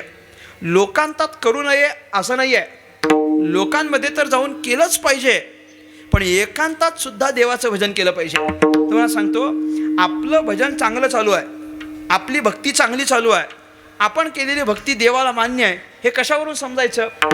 आपण एकांतात पण भजन करायला लागलो की समजायचं आपलं बरोबर चाललंय. मी पुन्हा बोलतो, आपण एकांतात पण भजनच करायला लागलो ना की मग समजायचं आपलं बरोबर चालू आहे. कारण काय आहे, लोकांतात गेल्यानंतर सगळीच भजन करतात, पण एकांतात जो भजन करतो ना समजायचं त्याचं भजन व्यवस्थित आहे. एकांतात भजनं होत नाहीत, माणसाकडून एकांतात चिंतन होत नाही, एकांतात नामस्मरण होत नाही. म्हणून एकांतात केलं की ते चांगलं असतं. तुकाराम महाराज म्हटले हे एकांती गाईजे, विठ्ठल गाईजे, आवडी गाईजे, एकांती गाईजे. आणि असं भजन झालं तर काय होईल? अलभ्यते येती लाभ घरा, अलभ्यते लाभ येती घरा. काही नाही, अलभ्य लाभ, अलभ्य लाभ. अलभ्य लाभ म्हणजे काय? जो लाभ कधीच प्राप्त होत नाही, कुणालाच प्राप्त होत नाही, सहजासहजी मिळत नाही, असं सगळं आपल्याला मिळेल, असं सगळं आपल्याला मिळेल. जे लाभ प्रपंचामध्ये होत नाहीत ते सगळे लाभ आपल्याला मिळतील. अवघे लाभ होती काया चिंताने, अवघे लाभ होती काया चिंताने, अवघे लाभ होती काया चिंताने, अवघे लाभ होती काया चिंताने. नाम संकीर्तने गोविंदाचा, नाम संकीर्तने गोविंदाचा, नाम संकीर्तने गोविंदाचा, नाम संकीर्तने गोविंदाचा. अवघे होती लाभ काया चिंताने, नाम संकीर्तने गोविंदाचा, नाम संकीर्तने गोविंदाचा. अवघे होती लाभ काया चिंताने, नाम संकीर्तने गोविंदाचा, नाम संकीर्तने गोविंदाचा, गोविंदाचा. अवघे होती लाभ, अवघे लाभ होती एका या चिंतने, नाम संकीर्तने गोविंदाच्या, गोविंदाच्या नाम संकीर्तने अवघे लाभ होती. अवघे म्हणजे सगळे सगळे सगळे लाभ. सगळे लाभ एकत्र होणं किती मोठी गोष्ट आहे, किती मोठी गोष्ट आहे. इतर साधनाने पण लाभ होतात आणि देवाच्या भजनाने पण लाभ होतो. फरक काय आहे? इतर साधनं केली की एक साधन केलं की एकच फळ मिळतं, एकच लाभ होतो. पण देवाचं भजन केलं की भजन एक पण साधनं अनेक, लाभ अनेक, अनेक लाभ एकत्र होण्याची व्यवस्था ह्या भजन नावाच्या साधनामध्ये आहे. इतर ठिकाणी हे साधन नाही आहे. जेवढं करायचं तेवढंच फळ मिळतं, त्यालाच फळ मिळतं. का मी उदाहरण सांगतो. ते राजा दशरथाला पुत्ररत्नाची प्राप्ती नव्हती आणि त्याला फार दुःख होतं या गोष्टीचं की आपल्याला मुलगा नाही, आपल्या कुळाला पुढं आता कोणी वंश राहिलेलं नाही. याच्याकरता त्याला फार वाईट वाटायचं. त्यानं ते दुःख आपल्या गुरुवर्यांना वगैरे बोलून दाखवलं आणि मग तुला पुत्ररत्नाची प्राप्ती झाली पाहिजे याकरता काय करावं लागेल? उपाय शोधून काढला आणि उपाय शोधून काढला आणि त्याला सांगितलं तू पुत्र कामेष्टी यज्ञ कर, तुला पुत्राची प्राप्ती होईल. पुत्राची प्राप्ती होण्याकरता कुठला यज्ञ? पुत्र कामेष्टी यज्ञ. त्यानं सगळी तयारी चालू केली. आता पुत्र कामेष्टी यज्ञ करण्याची सगळी तयारी त्यानं केली. कोणी कोणी कोणी दशरथानं सगळी ती तयारी केली आणि त्याची तयारी केली. त्यानं सांगितलं, वसिष्ठांना म्हटलं झाली झाली सगळी तयारी झाली, करायचं काय? म्हटलं हो करूया. आणि थोडंसं लक्ष देऊन वसिष्ठांनी पाहिलं. वसिष्ठ म्हटलं राजा थांब, लगेच तुला पुत्र कामेष्टी करता येणार नाही. का करता येणार नाही? अरे म्हटले पुत्र कामेष्टीला जितकं पुण्य लागतं तितकं पुण्य अजून तुझ्या गाठीशी नाही, तेवढं पुण्य झाल्याशिवाय तुला करता येणार नाही. तर म्हटलं मग आता काय करायचं? काही नाही, आता तुला आधी करावं लागेल, आधी तुला अश्वमेध यज्ञ करावा लागेल. आधी अश्वमेध यज्ञ कर, मग अश्वमेध यज्ञानं पुण्य मिळेल, मग तू पुत्रकामेष्ठी यज्ञ कर आणि मग तुला काय मिळेल? पुत्र मिळेल. मी कशाकरता बोललो? पुण्य मिळण्याकरता अश्वमेध यज्ञ करावा लागला आणि पुत्र मिळण्याकरता पुत्रकामेष्ठी करावा लागला. पुत्रकामेष्ठीला फक्त पुत्रच देता येतं, पुण्य देता येत नाही. आणि अश्वमेधाला फक्त पुण्य देता येतं, पुत्र देता येत नाही. म्हणजे एका साधनेला एकच फळ देता येतं, जास्त फळं देता येत नाहीत. पण नामसंकीर्तन हे एकमेव असं साधन आहे की एकच साधन करायचं आणि सगळे लाभ घ्यायचे. किती लाभ होतात हो? किती? तुकोबाराचं स्पष्ट म्हटले, अवघे होती लाभ. पण काय काय लाभ होतात हे जर तुम्हाला तपासायचं असेल तर आपण घरी जायचं आणि व्यवस्थित हरिपाठ म्हणून बघायचा. हरिपाठाचं पुस्तक काढायचं, ज्यांचं पाठ नसेल, पाठ असेल त्यांनी हरिपाठ म्हणून बघायचं. सगळी फळं हरिपाठात सांगितलीत, सगळी सगळी सगळी. मराठीत सांगू, A to Z मराठीत सगळी सगळी फळं सगळी. ते पहिल्या अभंगापासून देवाची द्वारी उभा क्षणभरी तेने मुक्ती चारी साधी येल्या. पहिलं फळ हरिमुखे म्हणा, हरिमुखे म्हणा, पुण्याची गणना कोण करी. दुसरं फळ, अनेक फळं आहेत की नाही, अनेक फळं आहेत, अनेक फळं आहेत. याच्यानं सगळी फळं. हरि उच्चारणी अनंत पापराशी जातील लयासी क्षण मात्रे, फळच आहे. हरि उच्चारणी मंत्रपयागाध पळे भूत बाधा भेणे तेथे, फळच आहे.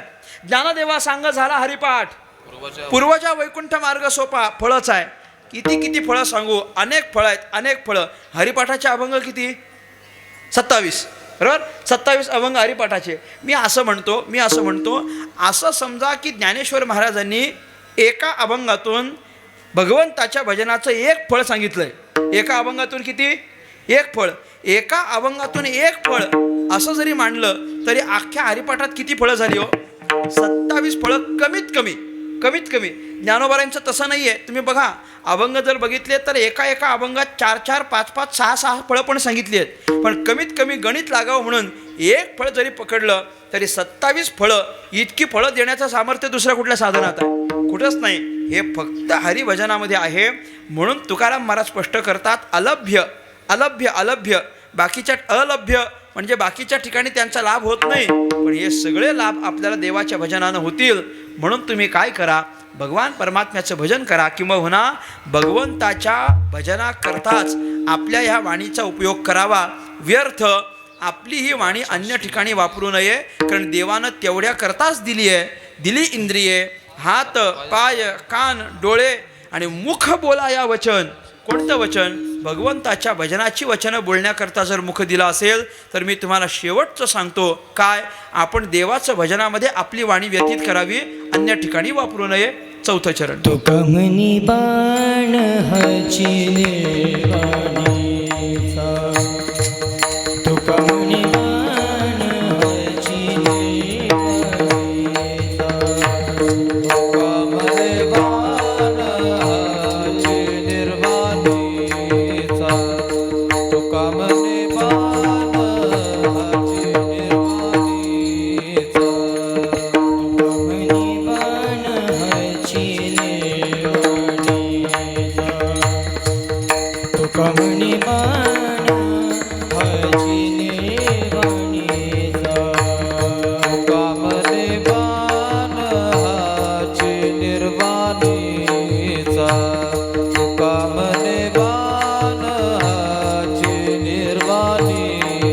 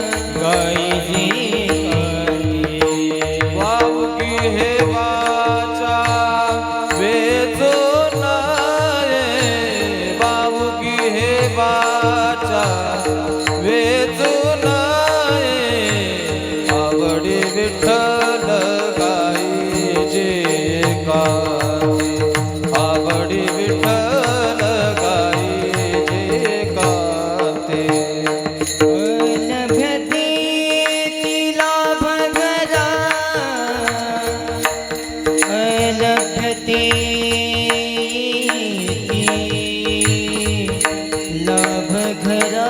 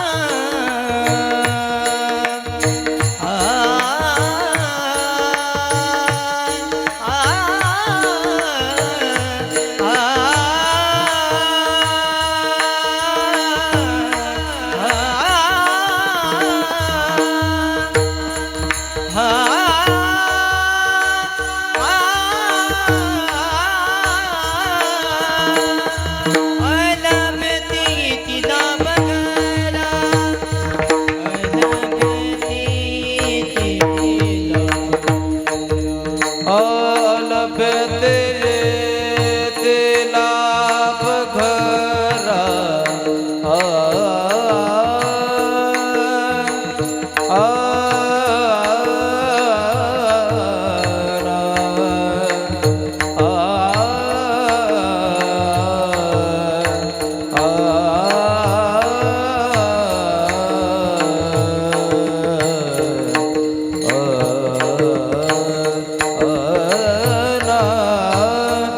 अलभ्यते ते लाभ घरा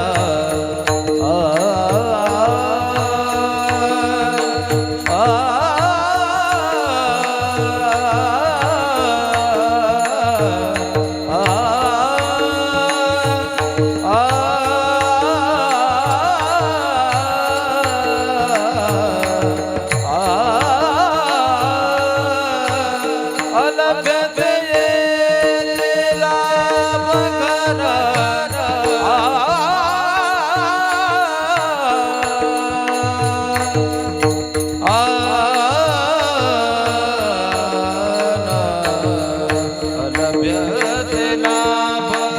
अलभ्यते लाभ घरा अलभ्यते येते लाभ घरा वडी विठ्ठल भाई रे वडी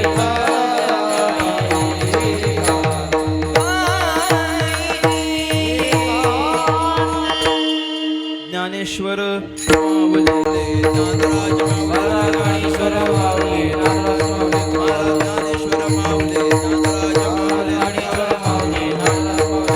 ज्ञानेश्वर माऊली ज्ञानेश्वर माऊली ज्ञानराज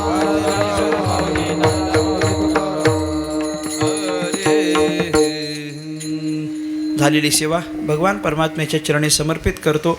सेवेला पूर्ण विराम देतो. उपस्थित सर्व श्रोत्यांचे अनेक आभार व्यक्त करतो. या आवारे कुटुंबावर प्रेम करणारी निघून गेलेल्या या व्यक्तिमत्वाच्या चरणी अत्यंत प्रेमभाव असलेली सगळीच नातेवाईक, आप्तेष्ट, मित्रमंडळी आज या ठिकाणी त्यांच्या पुण्यस्मरणाच्या निमित्तानं एकत्र झालेली आहेत. वैकुंठवासी आनंदा नथू आवारे यांच्या प्रथम पुण्यस्मरणाच्या निमित्तानं त्यांच्यावर प्रेम करणारा जो सगळा वर्ग या ठिकाणी उपस्थित आहे, मी त्या सगळ्यांचे अनेक आभार व्यक्त करतो. त्यांच्या पुण्यस्मरणाच्या निमित्तानं ही कीर्तनाची सेवा आज या ठिकाणी आयोजित झाली. मी त्या सगळ्या परिवाराचे आभार व्यक्त करतो की ज्यांनी आपल्या ह्या पिताश्रींच्या पुण्यस्मरणाच्या निमित्तानं एक नामसंकीर्तन घडावं आणि अन्नदान ज्ञानदानाची व्यवस्था व्हावी म्हणून तुम्हा सगळ्यांना आमंत्रित केलं. मी त्या संपूर्ण कुटुंबाचे अनेक आभार व्यक्त करीन. त्यांचं कुटुंब मोठं आहे.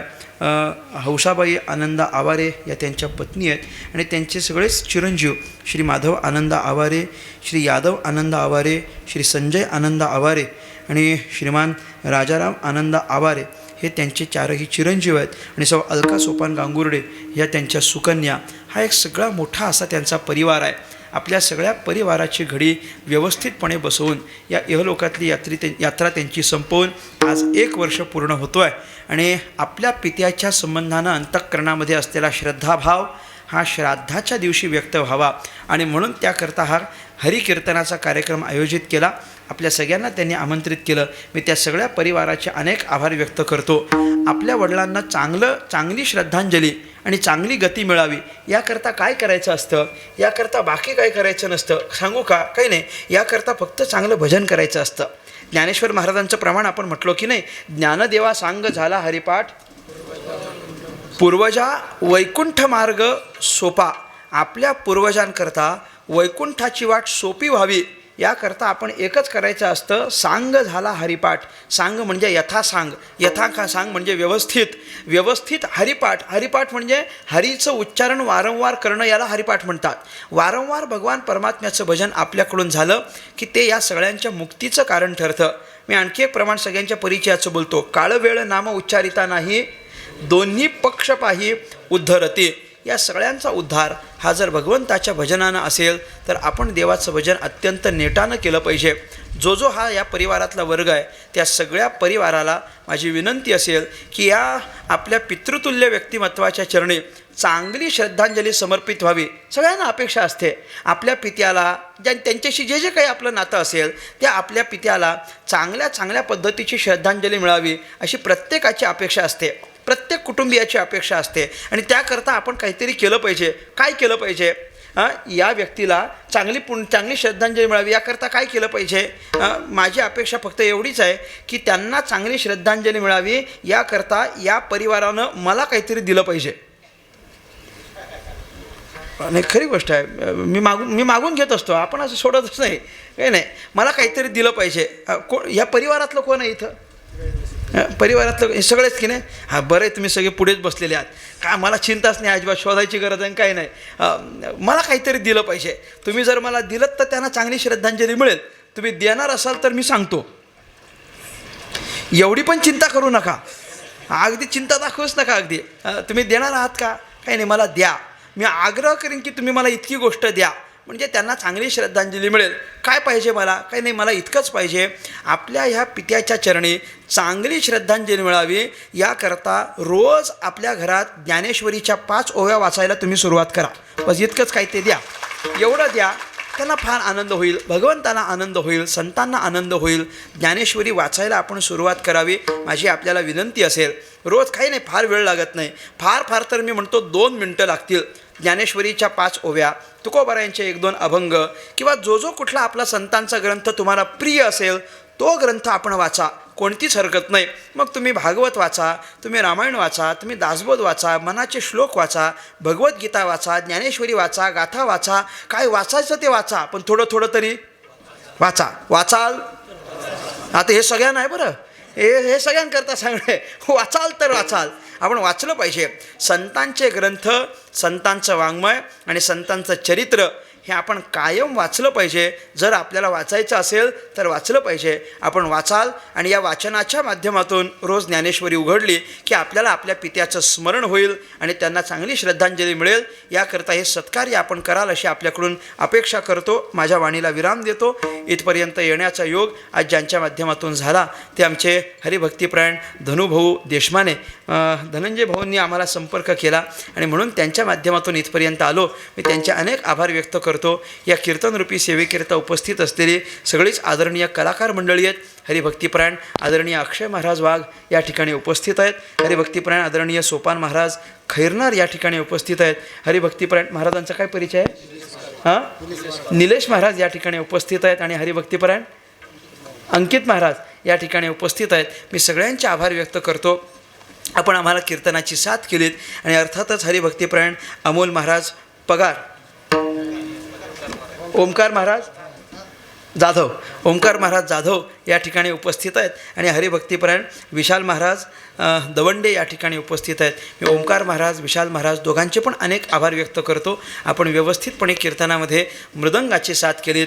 उत्तम अशी एक चांगली साऊंड सिस्टीम आम्हाला मिळाली. मी त्यांचे अनेक आभार व्यक्त करेन. फार व्यवस्थितपणे त्यानं कीर्तनाचं म्हणजे हे साऊंड सिस्टीम त्यांनी ऑपरेट केली.